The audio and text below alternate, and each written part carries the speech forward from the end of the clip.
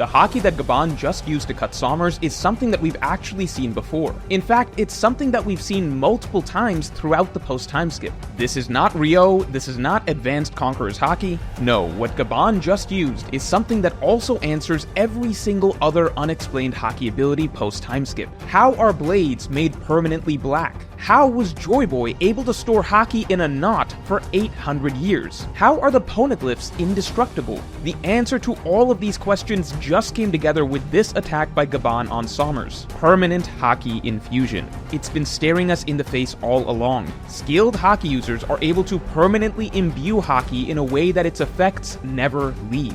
This is how a sword can be made permanently black. This is how a knot can store Haki for 800 years. This is how stone tablets can be made indestructible for a millennium. And this is how you can stop regeneration. We've been seeing the evidence of permanent Haki infusion throughout the post-time skip. Gaban was just the first character to showcase this ability in real-time combat, because countering regeneration has nothing to do with punching harder. We've already seen that that has no effect. Regeneration can logically only be stopped if the effects of Haki never leave the wound. That is the newest level of Haki that has to be mastered by the protagonists. The power to permanently impart Haki. The ability that Joyboy once had that Luffy will have to learn. The power that Zoro will have to learn if he wants to create permanently black blades. The power that any character who hopes to defeat a God's Knight or a Gorosei will have to learn to counter regeneration. Permanent Haki Infusion. Let's break down how this is an ability that Oda has been hinting at and building up throughout the entire post-time skip, and how it is the clear answer as to how Gaban was able to stop even an immortal soldier from being able to regenerate.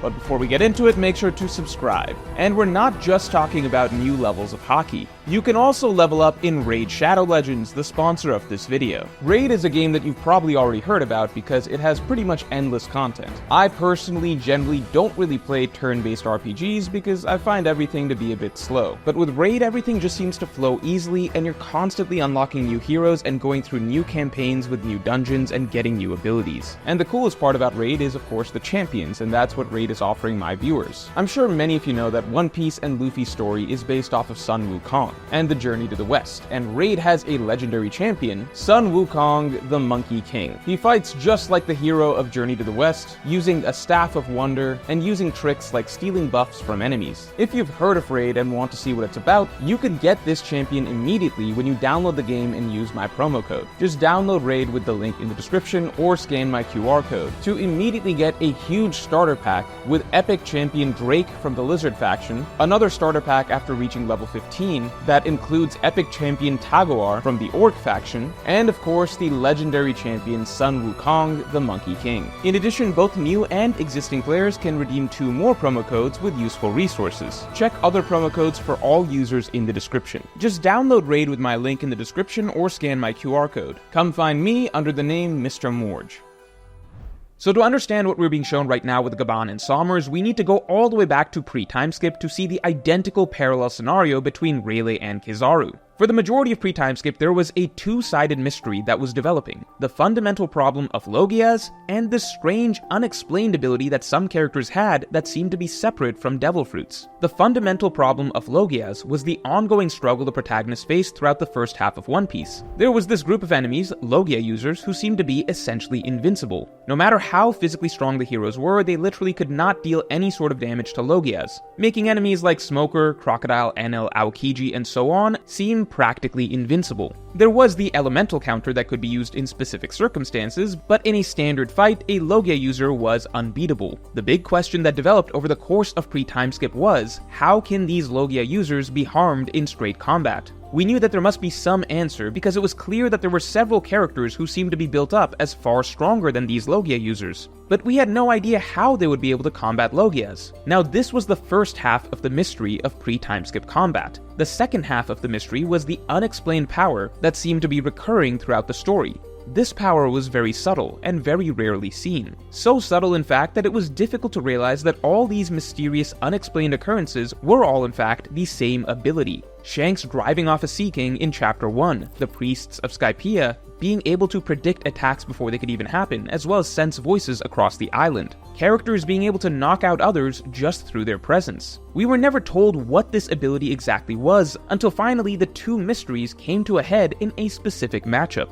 Rayleigh versus Kizaru. Kizaru was the embodiment of the Logia problem that we'd been dealing with so far. How could you possibly harm a man made out of light? And on the other side, Rayleigh had just showcased for us yet another example of the mysterious magic that we still didn't understand, knocking out everyone in the auction house. Finally, these two characters met, and Rayleigh demonstrated that he was able to do something that none of the Straw Hats had been able to do so far with physical strength alone. Rayleigh could actually stop Kizaru and even cut him, despite Kizaru being an intangible Logia. As it turned out, that mysterious, unexplained ability that we'd been seeing throughout the story so far was the answer all along to the fundamental Logia problem that the protagonists had been unable to solve up until this point: Haki. This was the hero's next step to becoming stronger. This is what they would need to master from here on. It was time for them to learn the mysterious ability that Oda had been hinting at for so long. And now with Sommers and Gaban, Oda is replaying the exact same scenario. In the post-time skip, a new version of the Logia problem has developed: regeneration. It's the ability that seemingly all of Inu's top subordinates have. The Gorosei and the God's Knights are all able to perfectly regenerate no matter how much damage is done to them. Unlike with Logias from pre-timeskip, the new issue the Straw Hats have with the immortal soldiers is not being unable to make contact with them, it's that the Straw Hats are unable to do any lasting damage to them. Regeneration has essentially become the Logia problem of the post-timeskip. Even Luffy is at a loss as to how to actually deal with these types of characters, and is forced to turn away as there's no clear solution to immortality. However, just as we saw with Rayleigh finally being the one to stop Kizaru and unveil the answer to the Logia problem, so too has Gaban just stopped Sommers and unveiled the answer to the regeneration problem. And just like in pre-timeskip, the answer was hinted to us all along. Just as pre-timeskip, Oda had repeatedly been showing us several instances of some unexplained power that finally turned out to be the key to fighting Logias, looking at post-timeskip, it's the same thing. The answer to what Gaban just did is what Oda has already been hinting at throughout post-timeskip as well. A mysterious new ability that we have already been getting glimpses of that we are now going to get the explanation of. Think back, in the last several hundred chapters there have been multiple strange instances of Haki that we still don't understand. To begin with, we were told that blades can apparently somehow be turned permanently black, even when the user is no longer putting Haki into it. The question of, how do you make a permanently black blade, has been something that has never been explained in the story. It's just this mysterious additional branch of Haki that we know is possible, we just don't know how. And most recently and notably, a similar unexplained use of Haki was debuted. It was unveiled that Haki can actually be stored in a knot for literally 800 years, and then released. If we look at Black Blades and the Haki knot, it appears that the new, mysterious, unexplained power that Oda has been writing in throughout post-timeskip is permanent Haki. The ability to impart Haki in a way that its effects do not go away. What do I mean by that? So to begin with, let me give a simple proposition for how Gaban was able to damage Sommers. So the immortality that the God's Knights and the Gorosei have seems to be bestowed by Imu, and Imu's own immortality seems to have been implied to have been gained through a devil fruit, the Ope Ope no Mi. As such, on paper, standard Haki should counter the God's Knights and the Gorosei, but there's a unique issue here. We know that Haki was explained as the counter to devil fruit abilities. Haki can allow someone to bypass Logia users' intangibility. Haki can even stop devil fruit abilities from affecting you. However, the immortal soldier's regeneration presents a different problem, as their abilities kick in once they are no longer in contact with the enemy's Haki. Their regeneration takes place only after they've been attacked, and at that point, the opponent's Haki is no longer flowing through them. This allows their own abilities to kick in the aftermath and regenerate from the damage. But what if the effect of the Haki attack that they'd been hit with did not go away? What if the point of contact where they were hit with Haki still left residual Haki behind? In that case, just like with all other Devil Fruit-based abilities, the God's Knights or the Gorosei's regeneration would not work, and such an effect could only happen if the opponent had the ability to leave behind permanent Haki, Haki that does not go away.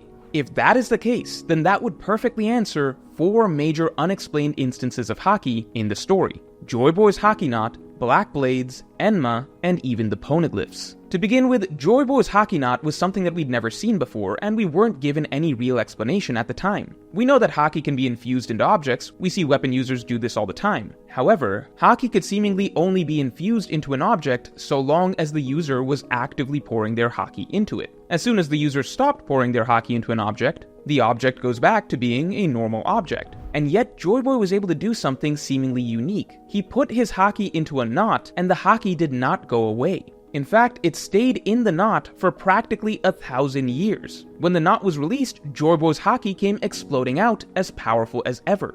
Joyboy had somehow poured Haki into this knot in a way that it would not leave. Now, if this is possible, to permanently infuse Haki, well, imagine if a character could attack by using Haki in this manner, leaving behind a Haki wound where the Haki will not leave, thereby permanently stopping any attempts at regeneration. We have more examples that indicate that this is the next level of Haki that we're heading towards. Black blades. Maybe the most hotly debated mysterious Haki subject these days. These are likely the same exact type of ability as what Joyboy used with his Haki knot, permanent Haki infusion. As we know, black blades are infamously hard, as they've been permanently imbued with Haki. We know that turning blades permanently black is a skill that only the absolute greatest swordsmen are able to achieve, and it's something that Zoro will have to learn to do very, very soon as we are reaching the end of the story. I believe the method for doing so is also what has just been unveiled. Permanent Haki infusion. It is very likely this is in fact the very same ability that Joyboy used on this knot, putting Haki into an object permanently.